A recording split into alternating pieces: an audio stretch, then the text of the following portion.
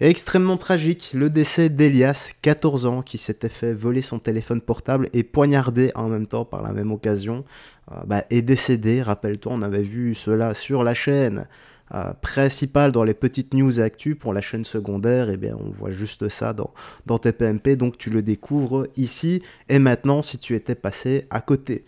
Que dire, on a enfin l'identité des suspects. Voilà, je la mettrai après. D'abord, nous allons écouter. Donc, direction TPMP pour les petites news et actus du soir, du jour, peu importe quand tu regardes la vidéo. Donc, on va commencer. Mais avant ça, petit like et commentaire pour le soutien, la force et le référencement. Let's go. On est parti et tentons d'analyser tout ça après. Vendredi, vers 20h30, Elias, un adolescent de 14 ans, un collégien, il était au collège Montaigne à Paris. Il sortait du stade Jules Noël avec un de ses copains, il sortait d'un entraînement de football et il a été interpellé par deux gamins, deux ados qui lui ont... 16 et 17 ans, qui lui ont demandé son portable. En fait, ils l'ont mis à l'amende de son portable. Il a refusé.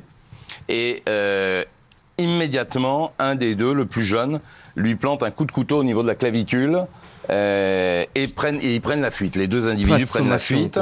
Heureusement, de toute façon, il n'a pas été sauvé malheureusement, mais tout de suite, son copain va d'une part prévenir les secours et d'autre part lui faire un pansement compressif.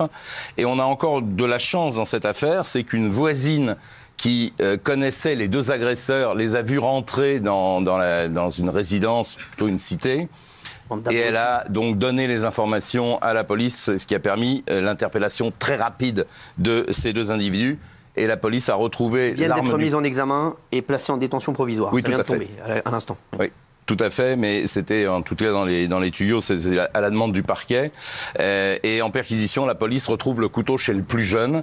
Alors, en garde à vue, ils ont commencé par nier les faits, et puis finalement, le plus jeune, quand on a retrouvé le couteau qui était caché sur le rebord de la fenêtre, a fini par reconnaître les faits.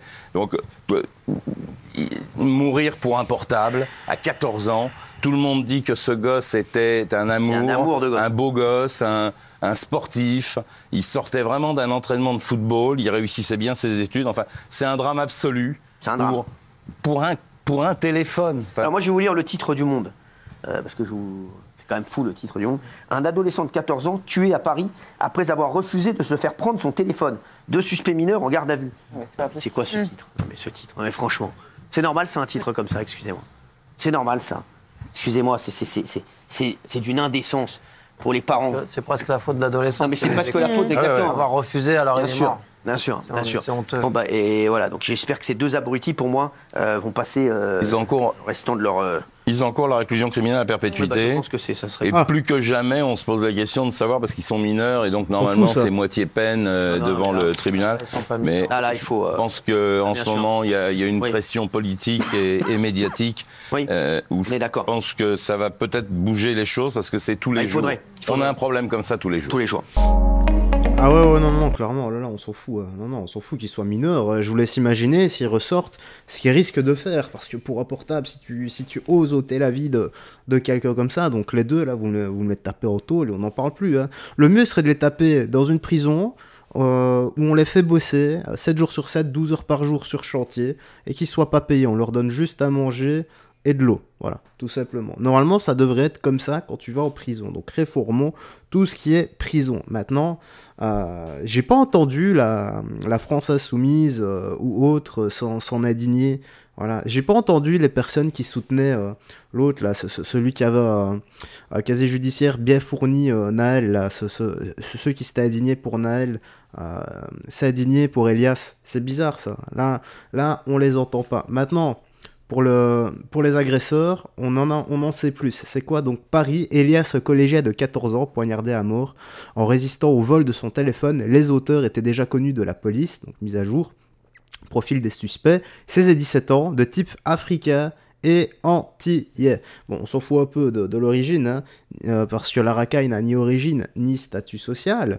Mais encore une fois, les chiffres sont là et les chiffres ne mentent pas, les gars. Moi, je m'en tape de ta nationalité, de ta religion. Moi, je m'intéresse d'abord et avant tout à la personne. Est-ce que c'est une bonne personne, une mauvaise personne? Est-ce qu'elle fait des... En fait, c'est les actes qui comptent. Maintenant, encore une fois, je le dis les gars, les chiffres, je ne les conteste pas et les chiffres ne mentent pas. Tout simplement, bien sûr, je n'englobe pas tout le monde, c'est juste qu'il y a matière à réflexion. Et ce genre de situation, je n'en veux pas. Je ne veux plus qu'il y ait des Elias qui meurent comme ça pour rien en fait, tout simplement, pour rien. Je sais pas, si on se rend compte de la dinguerie dans laquelle on commence encore une fois 2025. Stop, c'est trop, c'est trop, c'est trop.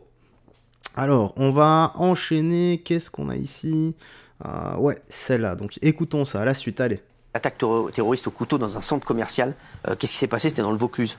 Oui, ça s'est passé samedi dans le Vaucluse à Apt, dans un centre commercial. Un individu a attaqué une femme avec un couteau en criant Allahu Akbar. Le vigile qui était à proximité a tenté de le neutraliser. Il a été également blessé. Bref, l'homme a fini par être mis... enfin, la police l'a interpellé. Il y a une information ouverte pour sa radicalisation. Enfin, en tout cas, c'est le parquet antiterroriste qui est saisi de cette affaire. Cet homme était connu des services de la DGSI. Il était surveillé à la fois pour sa radicalisation et également pour des troubles psychiatriques. En tout cas, les deux personnes qui ont été blessées, leurs jours ne sont pas en danger, mais c'était samedi à Apt, qui n'est pas une grande ville, un individu avec un couteau. Merci. Pierre. Voilà. Voilà le monde dans lequel on est en train de vivre, les gars. Il y a de plus en plus de fous et de dégénérés qui... Je sais pas. En plus, avec un couteau, là, malheureusement, en Europe, t'as pas le droit d'être armé. Et si t'es armé à nu et qu'un type veut te découper au couteau, t'as 9 chances sur 10 de finir en charpie. Voilà, c'est comme ça. Que faire quand c'est comme ça, à part courir, voilà, prendre ses jambes à son cou, on sait rien faire. Voilà. Et ça dit encore la dinguerie dans laquelle, de monde dans lequel on vit. Le monde à l'envers, démon, tu vois, Stranger Things, voilà, on y est. Allez, dernière petite news actu. Ça se passe au Canada. Et c'est... Donc là, c'est une baston au Canada. Peine de gueuler, hein. Alors, ça se passe dans un bar dans la province de l'Alberta. C'est à Fort McMurray. Voilà, il y a une bagarre dans un bar. Bagarre d'abord, altercation verbale, des clients qui s'embrouillent. Et puis à ce moment-là, le client dit aux autres avec qui il s'embrouille, on va aller dehors, on va sortir dehors. Donc le gars sort dehors et le plus bagarreur à ce moment-là perd son pantalon. Il perd son pantalon tombe et dans la bagarre, il chute au sol. Le problème, c'est que le trottoir était gelé et au sol, son pénis est resté collé. Wow. Voilà. Non, c'est une vraie histoire. La presse canadienne en a énormément. S'il lui était arrivé la même chose à lui, ça aurait fait des belles boules de neige. Non, mais c'est très dur. Et le décoller, c'est pas mal à l'eau chaude. Impossible de le impossible décoller. À décoller. Il a essayé de se relever. Impossible.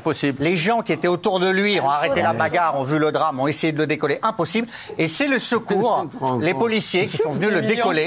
Alors c'est un rabbin qui est venu le circoncire, je crois. À grand mal, avec beaucoup de peine, ils ont réussi à le décoller. À l'eau chaude.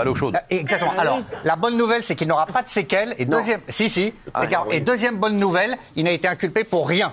Il a assez souffert, les policiers ont dit, on passe. On peut dire, quand t'as le zizi collé... c'est des brûlures. Le trottoir qui va porter. C'est vrai, quoi? Qu'est-ce qui se passe, oui? C'est des brûlures. Excusez-moi, mais ça vous est déjà arrivé, vous? Non, dans le congélateur, j'ai mis un... Attends. Non, un jour, la main est restée collée sur les parois du congélateur. Quoi? Vous avez jamais fait l'expérience? Non. Ouais. Et bien pour la décoller, faut débrancher. Comment ça? Qu'est-ce qui s'est passé? Le froid, la plaque en métal dans un congélateur, t'arrache la peau, vous mettez la main dessus, vous restez collé. Non. La langue, ça le fait aussi. Ouais. J'ai vu dans Dumb and Dumber. Très fort. Ouais, j'adore, c'est un de mes films préférés. Et quoi? Non, et vous, donc, quand vous avez fait? J'ai débranché le congélateur. Ah ouais, malin. Il faut attendre que la température baisse. Quoi, on n'a pas toujours un pause. Vous êtes resté comme ça pendant... Ouais, c'était exactement branché l'appareil. C'est important. Allez. Bon, bah voilà, on va quitter là-dessus sur une petite touche d'humour. Voilà, ça fait pas de mal, hein. Ça fait pas de mal. Donc la morale de cette fin d'histoire, ne mets pas ta main dans un congèle, voilà. Et lorsqu'il fait très très très très froid dehors, lorsqu'il neige et lorsqu'il gèle, ne perds surtout pas ton pantalon si tu dois te bastonner. Donc voilà, le jiu-jitsu brésilien en PLS sur ce point-là. Allez.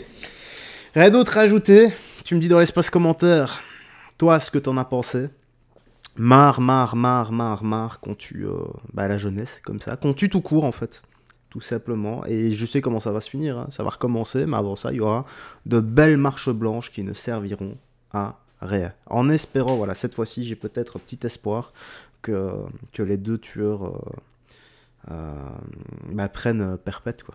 Ça serait pas du luxe, voilà, et ça montrerait, ça fera un bel exemple pour commencer. Allez, prends bien soin de toi, des gens que tu aimes, et on se dit à la prochaine pour d'autres vidéos. Bye bye, faites très attention à toi, et surtout que Jésus-Christ te bénisse. Ciao, ciao.